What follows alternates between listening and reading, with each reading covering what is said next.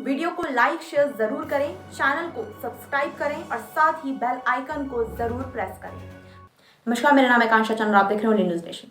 तुर्की के राष्ट्रपति रेसिप Tayyip Erdogan पिछले हफ्ते ही न्यूयॉर्क में संयुक्त राष्ट्र की महासभा को संबोधित करने गए थे, तो उन्हें उम्मीद थी कि अमेरिकी राष्ट्रपति बाइडेन से भी उनकी मुलाकात होगी। बाइडेन से मुलाकात नहीं हुई। अल जजीरा के मुताबिक बाइडेन ने एर्दोगान से मिलने से इनकार कर दिया था। इसी निराशा और गुस्से में एर्दोगान ने तुर्किश पत्रकारों से ये कहा था कि इससे पहले कि अमेरिकी राष्ट्रपतियों के साथ उन्होंने अच्छे से काम किया था, लेकिन बाइडेन के साथ ऐसा नहीं है। बाइडेन को लेकर एर्दोगान जैसी शिकायत कर रहे हैं, वैसी ही शिकायत पाकिस्तान के प्रधानमंत्री इमरान खान ने भी बाइडेन के लिए की है। पाकिस्तान कई बार ये कह चुका है कि बाइडेन ने इमरान खान को फोन तक नहीं किया।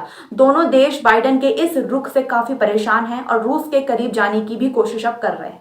अमेरिकी सीनेट में एक बिल लाया गया है जिसमें अफगानिस्तान पर तालिबान के कब्जे में पाकिस्तान की भूमिका की समीक्षा होगी। पाकिस्तान इसे लेकर काफी ज्यादा परेशान है। इस बिल से पाकिस्तान के बाजार में भगदड़ भी मची हुई है और डॉलर की तुलना में पाकिस्तानी मुद्रा रुपया आधे मुंह गिरा है। ऐसी आशंका है कि पाकिस्तान की भूमिका सामने आई तो उस पर आर्थिक प्रतिबंध लगाया जा सकता है। साथ ही अमेरिका से इसी तनाव के बीच रूस और पाकिस्तान में रक्षा सहयोग पर बात चल रही है।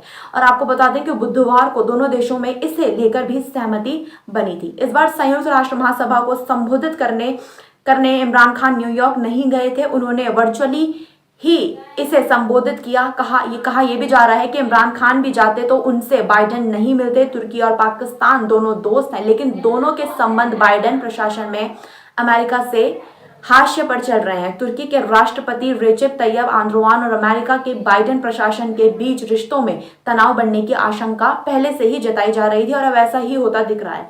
बुधवार को राष्ट्रपति एर्दोगान ने भी स्पष्ट कर दिया कि वो रूस के साथ सैन्य और कारोबार साझेदारी भी बढ़ाएंगे। एर्दोगान बुधवार को रूस पहुंचे हैं। रूसी राष्ट्रपति पुतिन के साथ राष्ट्रपति एर्दोगान की ब्लैक सी रिसोर्ट सिटी सोची में 3 घंटों तक बैठक भी हुई। इस बैठक के एर्दोगान ने हथियार सौदा, व्यापार और तुर्की में न्यूक्लियर रिएक्टर बनाने को भी लेकर बात की है। तुर्की रूस ऊर्जा और हथियार सौदे में दोस्त रहे हैं और मध्य पूर्व की कई लड़ाइयों में दुश्मन भी रहे हैं। सीरिया और लीबिया में दोनों देश एक दूसरे के विरोध में भी रहे, जबकि नागोर्नो काराबाख में रूस और तुर्की के सैनिक शांति सेना के तौर पर काम कर रहे हैं। कहा यह भी जाता है कि एर्दोगान रूस को अमेरिका के साथ संबंधों को तोलमोल करने के तौर पर इस्तेमाल करते हैं। अमेरिका से कुछ सौदा करना होता है तो एर्दोगान पुतिन से दूरी बना लेते हैं और अगर सौदा नहीं होता तो पुतिन से करीबी बना लेते हैं। पिछले हफ्ते ही न्यूयॉर्क में न्यूयॉर्क टाइम्स को दिए गए इंटरव्यू में एर्दोगान ने साफ किया था कि नेटो के तहत तुर्की का पश्चिम से सैन्य सहयोग रूस से S-400 मिसाइल सिस्टम खरीदने से प्रभावित नहीं होगा।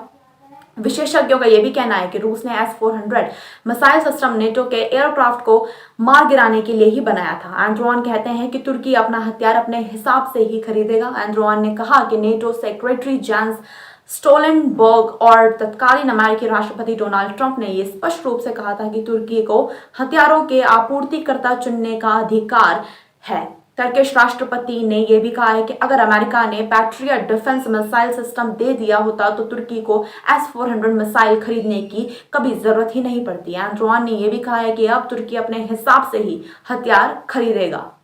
खबर बस इतना ही। चैनल को शेयर सब्सक्राइब करना ना भूलें।